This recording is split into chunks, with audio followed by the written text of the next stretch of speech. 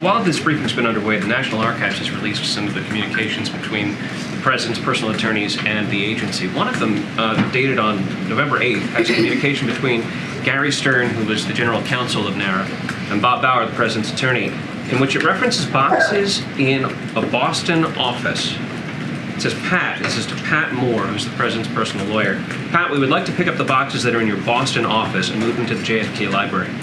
Any explanation as to what boxes we're doing in a Boston office and how this relates to Well, as you just mentioned, it just broke, or the report just came out while we were in the middle of a briefing, so I can't speak to it from here because I just don't know what you're speaking to. But I would refer you to the White House counsel's office to get more specifics or get you an answer there. Is it new to you, the idea that the boxes would be... I am learning about this as you were asking the question, so I'm certainly not going to speak to it from here. Okay. Now for the boring part of the briefing. We just have a few minutes, guys, so we don't have a lot of time. So let me just go over the week ahead. Okay, I'll see you guys on Monday. Thank you, everybody. Topic last night was reporting the former vice president was subpoenaed by the special counsel Jack Smith as a result of some of the investigations of the previous administration. That obviously raises a bunch of privilege concerns. Did the president waive executive privilege for the former vice president's testimony before a grand jury, or it's examined? I'm just not going to, as you can imagine, not going to speak to this. I'm just going to refer you to the Department of Justice. Okay.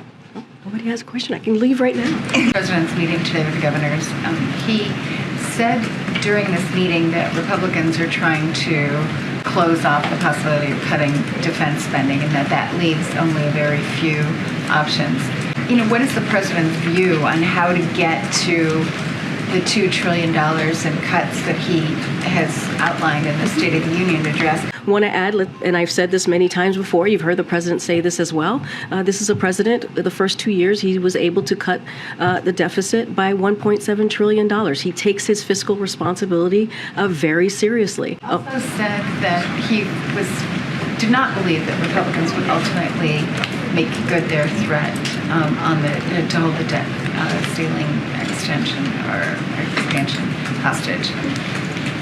What leads him to believe that? I mean, has he had subsequent conversations with other Republicans since his meeting with McCarthy, and when will he meet again with McCarthy? So I don't have any conversations or meetings to preview for you at this time. As you know, the meeting that he had with Speaker McCarthy not too long ago was respectful.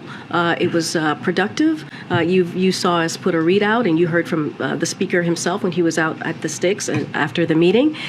Look, it's pretty simple and it's pretty straightforward. We believe that Congress has a constitutional duty to get this done, to lift the debt ceiling. We've been saying that, and they should do it without conditions. That hasn't changed. He just sounded more optimistic today, and I'm wondering why. This is a president who's always optimistic.